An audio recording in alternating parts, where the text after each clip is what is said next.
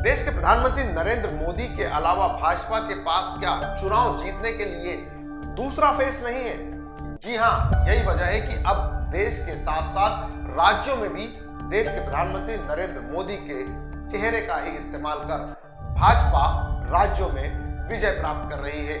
लगातार चुनाव प्रचार के दौरान नरेंद्र मोदी के चेहरे पर ही राज्यों का भी चुनाव प्रचार पूरी तरह से केंद्रित होता है।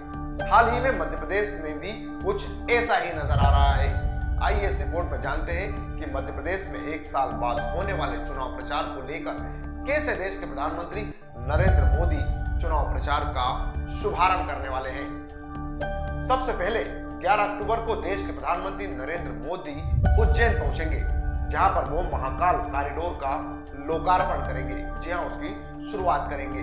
लेकिन देश के प्रधानमंत्री के दौरे के ठीक 5 दिन बाद 16 अक्टूबर को देश के गृह मंत्री अमित शाह भी प्रदेश का दौरा करेंगे। इसके बाद राहुल गांधी, जी हां, राहुल गांधी की भारत जोड़ो यात्रा भी मध्य प्रदेश पहुंचेगी।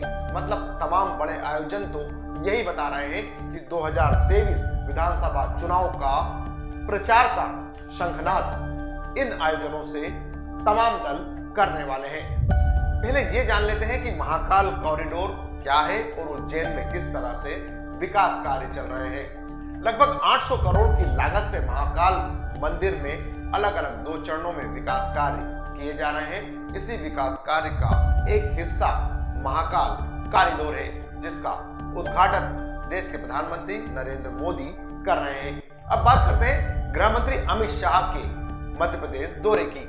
जी हां, अमित शाह ग्वालियर में उड्डयन मंत्रालय के कार्यक्रम में भाग लेंगे। यहाँ पर शाह ग्वालियर एयरपोर्ट के विस्तार कार्यक्रम का शुभारंभ करने के साथ साथ इसी दिन मेडिकल की पढ़ाई में हिंदी विषयों पर, जो हम ये कहें कि मेडिकल की पढ़ाई में जिस तरह से हिंदी विषय में पढ़ाई होना है, उसका भी शुभारंभ करने वाले हैं। इस पूरे ही आयोजन में अमित शाह देश को हिंदी के प्रति भाजपा सरकार किस तरह से काम कर रही है एक संदेश भी देंगे।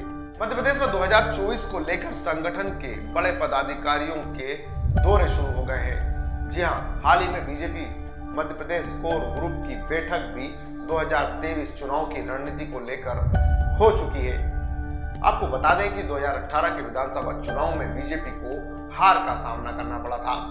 हालांकि ज्योतिरादित्य सिंधिया, जो कांग्रेस के नेता है, वह अपनी पार्टी से नाराज होकर बीजेपी के करीब चले गए थे और उनके विधायकों के सहयोग से 2024 भी जीतने के मूड में भाजपा नजर आ रही है। मतलब साफ है, एक बार फिर चुनाव के मूड में मध्य प्रदेश आ गया है।